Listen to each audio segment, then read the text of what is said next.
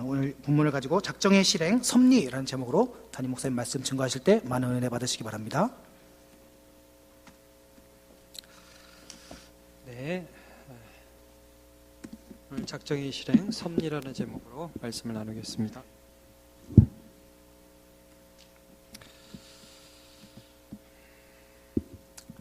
네, 반갑고요.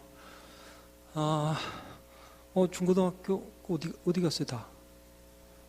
중고등학교 한번 손 들어봐요. 중고등학생들. 우리 셋이서 왔네요. 친인척 관계에 계신 분들이 오셨네. 네, 반갑고요. 네, 청년들 한번 손 들어보시고요. 청년들, 네, 청년들 이렇게 쭉 앞에 있고 뒤에 저 성경들, 예, 감사합니다. 자, 오늘 작정의 실행 섭리, 이제 어떤 문맥에서 이게 나왔는지 잠깐 살펴보면 이런 겁니다.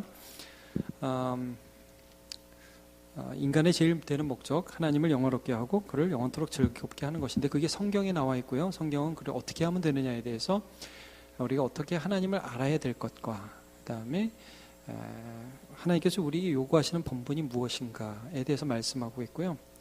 우리가 이제 하나님에 대해서 알 것에 대해서 일부에서 나누고 있는데 첫 번째로 하나님은 어떤 분이시냐면 하나님은 영이시다 그랬습니다. 영, 무한, 무궁, 불변, 하나님이 영이시고 그 다음에 하나님은 하나이시다.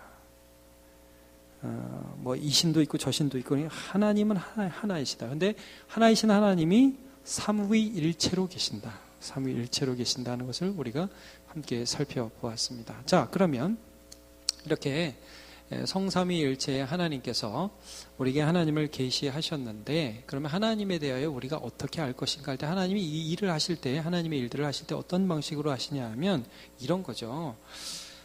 작정이라는 방법으로 하신다는 거예요. 작정. 그래서 우리가 작정에 대해서 나누었는데 작정은 뭐냐면 삼위일체의 하나님의 의논 가운데 앞으로 되어질 일들을 미리 정하신 것이다. 하나님의 영광을 위하여. 기억이 좀 나십니까? 자, 지금부터 좀 잘 따라오십시오. 하나님 무슨 일을 하실 때 작정을 통해서 하신다. 작정. 그런데 그 작정은 앞으로 되어질 일들을 미리 정하심을 통하여 이 일들을 하신다는 거죠. 성삼위 하나님의 의논을 통하여 하나님의 영광을 위하여. 자, 그런데 그 작정에서 우리가 제일 먼저 살펴본 게 뭐냐면 창조였습니다. 그리고 이제 오늘 살펴볼 게 뭐냐면 한번 따라해보세요. 섭리, 섭리, 섭리. 네. 섭리라는 것을 우리가 살펴볼 텐데 자, 크게 보면 하나님은 작정을 통해서 일하는데 작정은 창조와 섭리다. 창조는 이미 살펴봤고 섭리를 살펴볼 텐데 섭리가 또 두 개로 나눠져요. 자, 여러분 이게 잘 좀 머릿속에 넣고 따라오시고 계시죠? 감사해요. 자, 섭리. 저 웨스트민스터 소요요리문답 11문 보시죠. 하나님께서 섭리하시는 일이 무엇입니까? 답. 같이 읽어볼까요? 시작. 하나님께서 섭리하시는 일은 모든 피조물과 그 모든 활동을 가장 거룩하고 지혜롭고 능력 있게 보존하시며 통치하시는 것입니다. 거기 보존과 통치에도 동그라미 치십시오. 섭리를 크게 두 가지로 어떻게 구분을 하냐면 보존이라는 것과 통치라는 것으로 구분을 하고 있습니다. 영어로는 이 섭리라는 것이 providence, provide 해가지고 공급하다는 뜻이 있고 한자가 더 괜찮은 것 같아요. 이게 무슨 섭자냐면요, 여러분 다스릴 섭, 예, 다스릴 섭.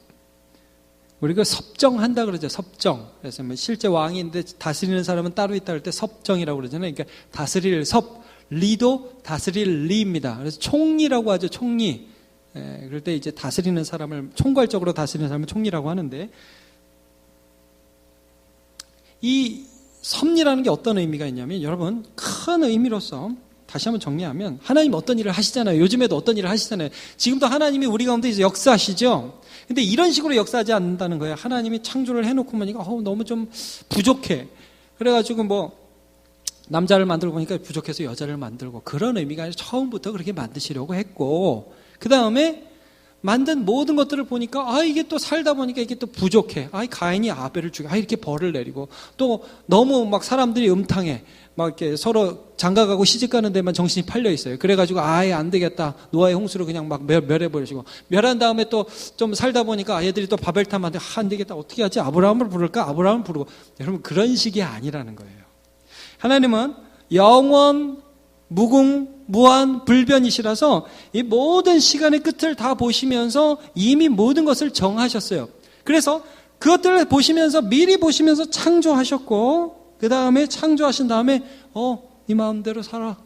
그렇게 세상을 그냥 뚝 던져놓은 것이 아니라 이 세상의 모든 만물들을 보존하신다고. 보존, 섭리가 두 개라고 그랬죠. 다스리는 게 보존하시고 그 다음에 막 프로그램 돌리듯이 막 이렇게 돌리는 게 아니에요. 무슨 기계 돌리듯이 우리를 돌리는 게 아니라 왕으로서 우리를 통치하신다는 것을 말씀해 주고 있어요. 자, 보존과 통치. 먼저 보존을 잠깐 보면 히브리서 1장 3절을 같이 보도록 하겠습니다. 시작. 이는 하나님의 영광의 광채시요 그 본체의 형상이시라. 그의 능력의 말씀으로 만물을 붙드시며 죄를 정결하게 하는 일을 하시고 높은 곳에 계신 지극히 크신 이의 우편에 앉으셨느니라 말씀하고 있습니다. 그러니까 이 보존이라는 것은 특별히 이 섭리에서 보존이라는 것을 하나 띄워놓은 것은 이런 거예요. 여러분 오늘 우리가 살아있는 것이 그냥 이렇게 저절로 유지가 되는 것 같습니까? 이게 붙드심이 있다는 거예요. 좀 전에 이게 만물을 붙드신다고 그러죠. 예. 우리가 먹을 게 우리를 붙들어준. 오늘 점심 맛있게 드셨습니까? 떡국 먹어서 힘이 없지 않으십니까? 밥을 먹어야 되는데 밥이나 떡이나 똑같나요? 네, 여러분 음식이 우리를 붙들어줍니까? 하나님이 우리를 붙들어줍니까? 우리는 이렇게 대답할 수 있지요. 네, 여러분 온 세상이 돌아가는 거. 예를 들면 오늘도 지구는 돌아가죠? 태양 주위를 돌아가기도 하고 자전도 하고 스스로 돌기도 하고 태양은 계속 이걸 타고 여러분 그런 것에 대해서 이제 과학자들은 이런 말을 하죠. 온 세계에 있는 에너지가 자체적으로 이렇게 돌아간다 이렇게 얘기를 합니다. 근데 아무리 제가 이 얘기를 들어도 그건 믿을 수가 없고요. 여러분 만물은 누가 붙드신다? 하나님이 붙드신다. 결코 우연은 없어요. 제가 산에 이렇게 가면 거기서 훌라후프 하시는 분들이 계세요. 여러분 훌라후프 아시죠? 여성들이나 이제 뭐 허리살을 빼기 위해서 이렇게 하시는 분들 이렇게 손을 들고 이렇게 하십니다. 근데 제가 이제 훌라후프 하시는 분들을 이렇게 보면 그 힘을 안 주는 것 같아요. 여러분 이렇게 보세요. 이렇게 훌라후프의 귀재들 보잖아요. 이렇게 그냥 이렇게 서 있는 것 같아요. 근데 그냥 살짝 이렇게 하는데 이게 돌아가요. 여러분 그 사람이 움직이는 겁니까? 움직이지 않는 것입니까? 살짝 이게 치는 게 살짝 치는 게 있어요. 여러분 그게 우리가 볼 때는 저거 나도 하겠다 그러고 한번 내가 쳐보면 됩니까? 안 됩니까? 안 돼요. 아무리 시계 해도 막 아무리 크게 돌려도 안 돌아요. 근데 여러분 하나님이 이 세계를 운행해 가시고 이 모든 만물들을 운행해 가신다는 것이 우리의 눈으로 이해할 수 없어요. 그러나 너무나 기가 막히게 유지가 되고 있다는 거예요. 유지가. 여러분 우리는 하나님의 역사에서 이 보존이라는 걸 너무 좀 무시하는 경향이 있어요. 근데 이 보존되고 있다. 우리가 존재가 유지되고 있다는 것 자체가 굉장한 기적입니다.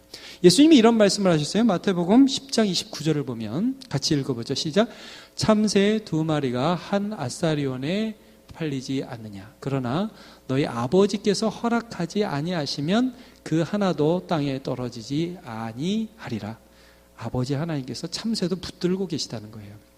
여러분 믿는 자만 붙드는 것이 아닙니다. 온 세상을 하나님 붙들고 계십니다. 예. 참새도 붙들고 계시고 그 본문에 6장 30절에 이런 부분이 또 있습니다. 마태복음 6장 30절 시작. 오늘 있다가 내일 아궁이에 던져지는 들불도 하나님이 이렇게 입히시거든 하물며 너희일까 보냐 믿음이 작은 자들아. 그러니까 오늘 있다가 오늘 이렇게 들판에 아름답게 피어 있다가 내일은 아궁이에 던져지는 내일 죽을 들불도 하나님이 오늘 입히셔서 비를 내리시고 눈을 주시고 또 햇빛을 주셔서 그게 자라나고 유지되고 있다는 거예요. 여러분 오늘 우리가 숨 쉴 수 있고 우리가 생명이 있다는 건 하나님이 우리를 유지시켜 주고 계시기 때문에 이렇게 되는 것입니다. 이게 보존입니다. 자, 그러면 우리가 통치를 이 시간에 좀 살펴봐야 되는데, 통치. 사실 섭리라는 말 자체는 통치에 더 가깝습니다. 공급해서 우리를 하나님이 운행해 가신다는 거예요. 창조하셨을 뿐만 아니라 모든 일이 되어져 가는 일을 미리 작정하셨는데, 미리 정하셨는데, 그 과정에서 통치를 하신다는 거예요. 프로그램으로 돌리는 게 아니에요. 기계처럼 우리를 돌리는 게 아니에요. 여러분, 우리가 결정해서 일하죠? 우리가 생각해서 일하죠? 여러분, 우리가 모든 것들을 우리 스스로 하지요? 근데 그 위에 하나님의 다스리심이 있다는 거예요. 이게 우리 믿는 자건 믿지 않는 자건 온 세상에 일어나는 모든 역사건 마찬가지라는 것을 말씀해 주고 있습니다. 잠언 16장 9절 시작. 사람이 마음으로 자기의 길을 계획할지라도 그의 걸음을 인도하시는 이는 여호와시니라. 아멘. 계획은 세우십시오. 그러나 모든 계획이 계획대로 됩니까? 그건 아니에요. 거기는 하나님의 특별한 개입이 있어요. 내 생각보다 훨씬 큰 개입이 있어요. 그러니까 여러분, 이 섭리라는 것, 보전과 통치, 한번 따라해보세요. 보전과 통치. 보전과 통치를 볼 때에 이것이 하나님께서 이렇게 했으니까 뭐 나는 할 게 없다, 여러분, 그런 의미가 아니에요. 내 계획과 내 생각 위에 계신 하나님의 인도하심이 있다는 것을 믿고 믿음으로 살아갈 수 있는 거예요. 그런 의미에서 이 섭리가 굉장히 의미가 있습니다. 자, 먼저 한번 역사에 대해서 한번 볼 텐데요. 다니엘서를 한번 펴보시죠. 2장을 한번 가보시기 바랍니다. 구약성경 다니엘서입니다.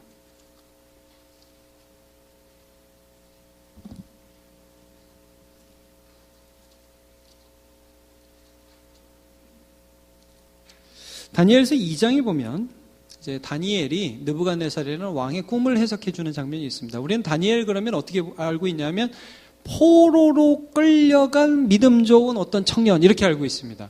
그래서 이 청년은 처음에 느부갓네살 왕이 주는 왕의 진미를 거부하고 나는 하나님이 주시는 하나님의 것으로 만족하겠다 해서 채식을 먹고서 얼굴이 좋아지죠. 그리고 그의 세 친구는 느부갓네살이 만든 금신상에 절하지 않다가 풀무불에 들어갔다가 살아나오죠. 자, 그런데 이 느부갓네살이 어느 날 꿈을 꿉니다. 꿈을 꿨는데 이제 사람들한테 뭐라고 얘기하냐면, 야, 나 꿈 꿨다?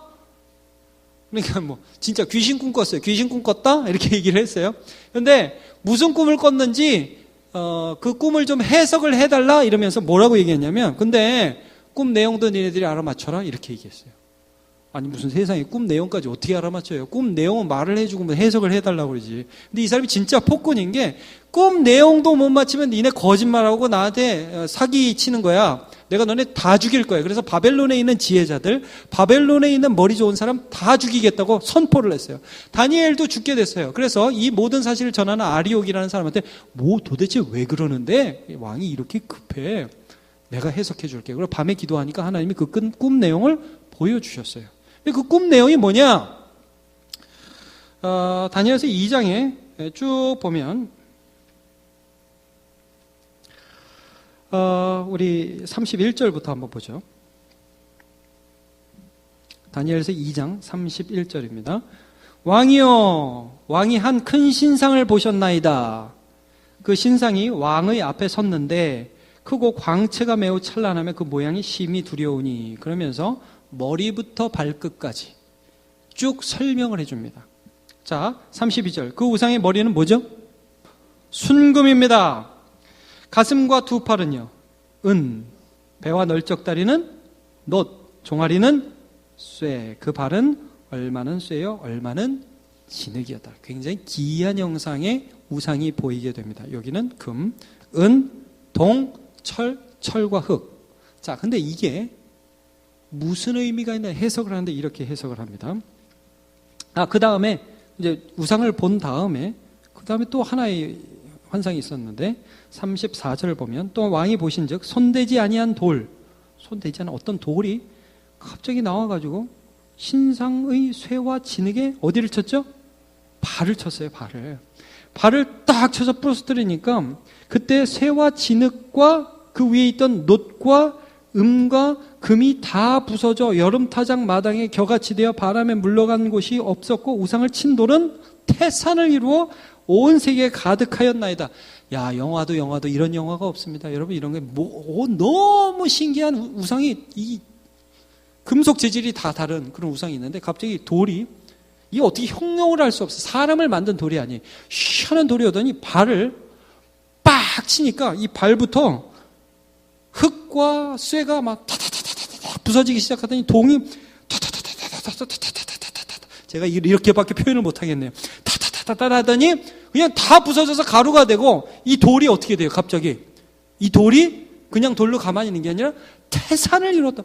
어마어마한 산을 이루었다. 그러니까 왕이 그 얘기를 듣는데 마치 옛날에 그 꿈을 꿨어요. 그 꿈을 그대로 얘기해 주니까 다시 3D 영화를 보는 것처럼 이러면서 듣고 있단 말이에요. 근데 이때 다니엘이 해석을 해줍니다. 자, 해석을 한번 보세요. 36절 그 꿈이 이러한즉 내가 이제 그 해석을 왕 앞에 아뢰리이다. 37절 왕이여 왕은 여러 날 중에 왕이시라. 하늘의 하나님이 나라와 권세와 능력과 영광을 왕에게 주셨고 쭉쭉쭉 나가면서 38절에 맨 끝에 왕은 곧 그 금머리니이다. 바벨론 제국이 금입니다. 근데 39절에 보면 왕을 뒤에 왕보다 못한 다른 나라가 일어날 것이요. 그게 뭐예요? 은입니다. 은. 그런데 정확하게 말하면 그게 페르시아 제국입니다. 페르시아 제국. 그리고 셋째로 또 놋 같은 나라가 일어나서 온 세계를 다스릴 것이요. 여러분 온 세계를 다스리는 놋 같은 나라 어떤 나라일까요? 알렉산더 제왕 생각나십니까? 헬라 제국. 여러분 알렉산더가 왜 울었죠? 더 이상 제패할 나라가 없어서 울었습니다. 알렉산더 대왕 헬라 제국을 말해요. 그 다음에 넷째 나라는 강하기가 쇠 같은 여러분 강철 부대 어딜까요? 로마입니다. 로마. 쇠 같으니 쇠는 모든 물건을 부서뜨리고 이기는 것이라 쇠가 모든 것을 부수는 것 같이 그 나라가 문나라를 부서뜨리고 찌을 것이며 왕께서 그 발가락과 발가락이 얼마나 토기장의 진흙이 얼마나 쇠인 것을 보셨은지 그 나라가 나누일 것이며 왕께서 쇠와 진흙이 섞인 것을 보시니 그 나라가 쇠같이 든든함이 있을 것이에요. 여러분 로마는 팍스 로마라서 얼마나 그 로마의 영광이 대단했어요. 그러나 로마의 분열이 있었고 여러 민족이 모이다 보니까 싸웠다고요. 그래서 여러분 예수님 당시에도 빌라도와 헤롯은 민족이 달랐고 둘 다 로마 통치에 있었지만 원수같이 지냈단 말이에요. 자, 그런데 왕께서 쇠와 진흙이 섞인 모습을 쭉 이렇게 나온 다음에 44절 이 여러 왕들의 시대에 하늘의 하나님이 한 나라를 세운다고 그랬죠. 그런데 이 나라는 영원히 망하지도 아니할 것이요 그 국권이 다른 백성에도 돌아가지. 이 모든 나라가 다 망할 거라는 거예요. 여러분 세계의 모든 나라가 다 망하는데 망하지 않는 나라, 세상의 나라가 아닌 하나님의 나라를 하나님이 세우시겠다 말씀을 하고 계세요. 도리어 이 모든 나라를 쳐서 멸망시키고 영원히 설 것이라.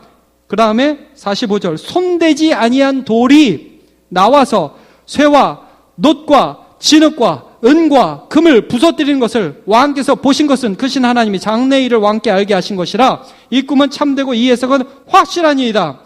여러분 손대지 아니한 돌이 뭘까요? 예수 그리스도죠. 너무나 분명하죠. 사람이 만든 게 아니라 하나님이 보내신 이 세상 나라들이 다 파해지고 예수 그리스도를 통해서 태산을 이룬 이 태산은 뭘까요? 하나님 나라. 그러니까 여러분 이게 무슨 말이냐면 여러분 바벨론 제국은 누가 세우셨어요? 바벨론 제국은 누가 세우셨어요? 하나님이 세우신 거예요. 페르시아 제국은 누가 세웠죠? 하나님이 세운 거예요. 아니 하나님이 그 악한 왕국을 세우셨어요? 예, 역사를 이루어 가십니다. 알렉산더는 누가 세우셨어요? 하나님이요. 로마는요? 하나님이요. 하나님이요. 여러분 세상의 역사의 주관자가 누구시다? 하나님이시다. 근데 그 역사, 근데 발을 치잖아요. 여러분 로마 시대에 누가 오셨을까요? 예수님 오셨어요. 모든 세상의 강국은 다 무너질 겁니다. 여러분 미국 무너질 겁니다. 그러나 하나님의 나라는 무너지지 않습니다. 하나님이 역사의 주관자라는 것이에요. 이게 섭리라는 거예요. 통치하고 있다는 것을 분명히 말씀해 주고 있어요. 여러분 악인도 하나님이 통치하시나요? 네, 악인도 하나님이 통치하세요. 그 대표적인 예가 어디에 나오냐면 출애굽 당시에 이스라엘 백성들을 절대로 보내지 아니하려 했던 바로 애굽 왕이죠.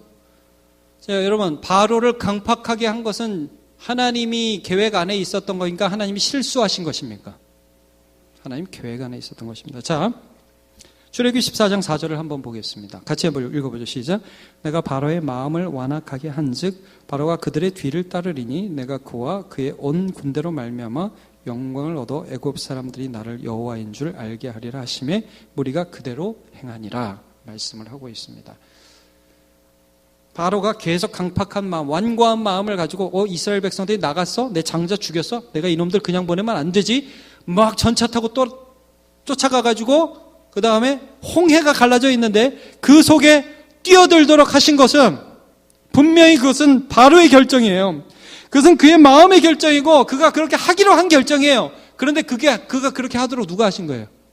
하나님이 하신 거예요. 무서운 거예요, 여러분. 여러분, 악한 사람이 잘 된다고 부러워하지 마세요. 악한 사람이 지금 잘 나간다고 부러워하지 마세요. 그 사람들, 여러분, 우리가 돼지를 왜 키워요? 잡아먹으려고. 그 사람들 어떻게 될지, 악인의 형통을 부러워하지 말라고. 왜냐하면 악인 위에 누가 계셔요? 하나님이 계셔요. 여기에 대해서 로마서 9장이 굉장히 자세히 말씀해요. 우리 로마서 9장 한번 살펴보겠습니다. 찾아보세요. 로마서 9장. 신약성경 로마서 9장입니다. 14절.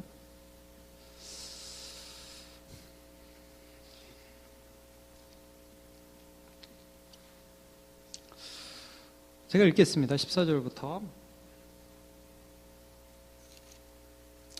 23절까지인데, 자, 한 절 한 절 제가 읽어볼게요. 그런즉 우리가 무슨 말하리요? 하나님께 불의가 있느냐? 그럴 수 없느니라. 모세에게 이르시되 내가 긍휼히 여길 자를 긍휼히 여기고 불쌍히 여길 자를 불쌍히 여기리라 하셨으니 그런즉 원하는 자로 말미암음도 아니요 다른 박제라는 자로 말미암음도 아니요 오직 긍휼히 여기시는 하나님으로 말미암음이라. 여러분, 하나님으로 말미암으니라. 인간의 역사와 우리 개인의 역사와 모든 것들이 누구로 인해서 지금 진행되고 있다고요? 하나님. 섭리입니다. 섭리.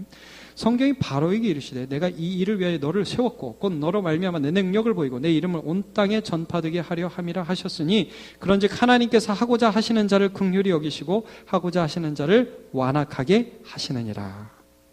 하나님께서 그의 주권대로 사람을 다스리고 있는 것이죠. 19절. 혹 내가 내게 말하기를 그러면 하나님이 어찌하여 허물하시느냐 누가 그 뜻을 대적하느냐 하리니 하나님 어떻게 그럴 수가 있어? 그렇게 악하게 사용할 수가 있어. 바로도 불쌍한데 이 사람아 내가 누구에게 감히 하나님께 반문하느냐? 지음을 받은 물건이 지은 자에게 어찌 나를 이같이 만들었느냐 말하겠느냐? 토긴쟁이가 진흙 한 덩이를 하나는 귀 쓸 것을 하나는 천이 쓸 것을 만들 권한이 없느냐? 만일 하나님이 그의 진노를 보이시고 그의 능력을 알게 하고자 하사 멸하기로 준비된 진노의 그릇을 오래 참으심으로 관용하시고 또한 영광 받기로 예비하신 바 긍휼의 그릇에 대하여 그 영광의 풍성함을 알게 하고자 하셨을지라도 무슨 말하리요? 하나님의 주권적인 섭리 가운데서 사람의 모든 행사가 이루어지고 있다는 것을 분명히 말씀해주고 있습니다. 여러분, 가룟 유다가 예수님을 팔았습니다. 하나님이 실수하셨습니까? 예수님이 12제자를 부르실 때 혹시 실수하셨나요? 한 명은? 아니에요. 그것은 하나님의 섭리 가운데 있었던 일입니다. 그러면 하나님이 불의하신가요? 아니요. 그렇지도 않아요. 하나님은 그렇게 하실 수 있는 능력이 있으신 분이십니다. 악인 가운데서도 하나님이 이렇게 역사하신다는 것을 우리를 보면서 두려워해야 돼요. 그리고 한편은 우리가 이 세상 살아가면서 내가 정말 하나님을 신뢰한다면 이 역사와 이 세상의 악함 가운데 두려워하지 않고 하나님을 신뢰하고 그 안에서 믿음으로 살아갈 수 있습니다.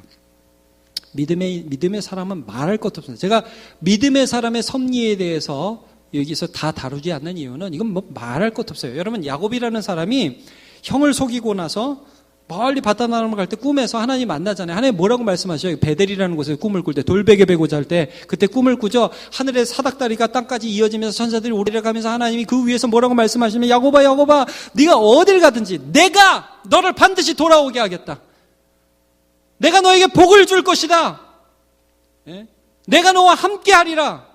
그래서 여러분, 야곱이라는 사람이 가서 결혼하는 모든 과정, 아들을 낳는 과정, 다시 돌아오는 과정, 형을 만나는 모든 과정에서 하나님이 섭리하시지요. 여러분, 우리가 신자로서 이 세상을 살아가면서 내가 만나는 모든 사람, 내가 어떤 것들이 되어지는 일, 어디에 합격하고 어디에 떨어지고 무슨 일을 만나고 무슨 일을 하는 모든 것 가운데 여러분 그냥 그 일을 바라보지 마시고 하나님이 이 일을 통해서 무엇인가를 계획하고 계시다 하는 것을 믿음으로 보시기를 바랍니다. 섭리가 있다는 거예요. 섭리가 있다네. 이런 찬양도 있잖아요. 하박국서를 제가 마지막 예를 좀 들겠습니다. 찬양팀은 무화과 잎이 마르고 그 찬양을 준비를 하세요. 네. 하박국서. 여러분, 하박국서가 어떤 내용입니까?